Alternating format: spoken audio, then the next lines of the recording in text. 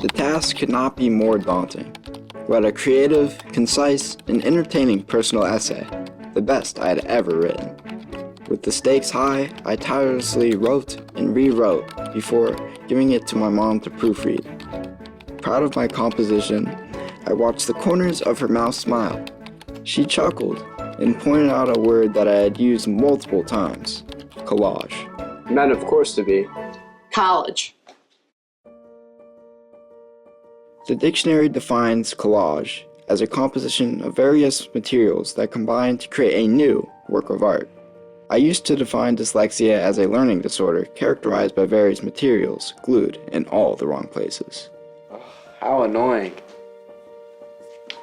However, it was in that misspelling that I saw the two definitions weren't opposites. Rather, dyslexia gave me gifts of creativity and adaptability to enrich my collage. The first layer of my collage started with a mirror. When I was little, I wrote my name in the steam and miraculously used mirror writing. What looked normal to me required a mirror to read. Like this. No one told me why mirror writing is not part of the 3rd grade curriculum, but they did tell me I would start working with a learning specialist. I often found myself separated from my friends during certain lessons and activities. Just as I was about to receive Valentine's Day candy and cards, the learning specialist pulled me out to work through letter patterns that I could not see and definitely did not care about, especially when everyone else was playing bingo and eating Skittles. Thanks. Like many dyslexics, including Robin Williams, I turned to humor. When my teacher returned assignments with red marking criticizing my handwriting, I'd respond with a joke. Why shouldn't you write with a broken pencil? Because there's no point. Jokes made my classmates laugh, but they also filled me with embarrassment. Eventually, I stopped talking and started hiding behind a hoodie.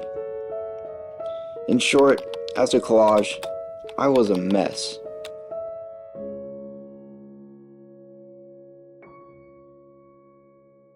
After my official dyslexia and dysgraphia diagnosis, my parents found Lawrence School.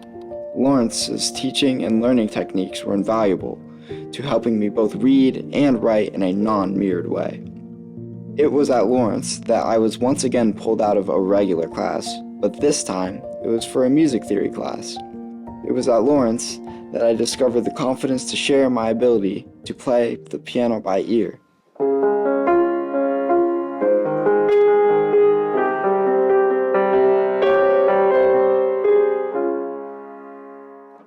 What'd you think?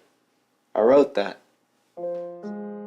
Like a collage that creates beauty and unexpected combinations, my thinking allowed me to see brilliance in unusual places, from music to computers to even the stock market.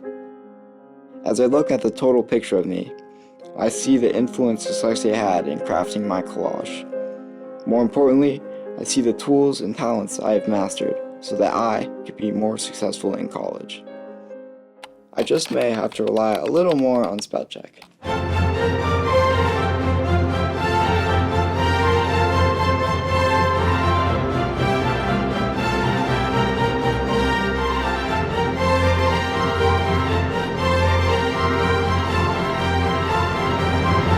Who's still here?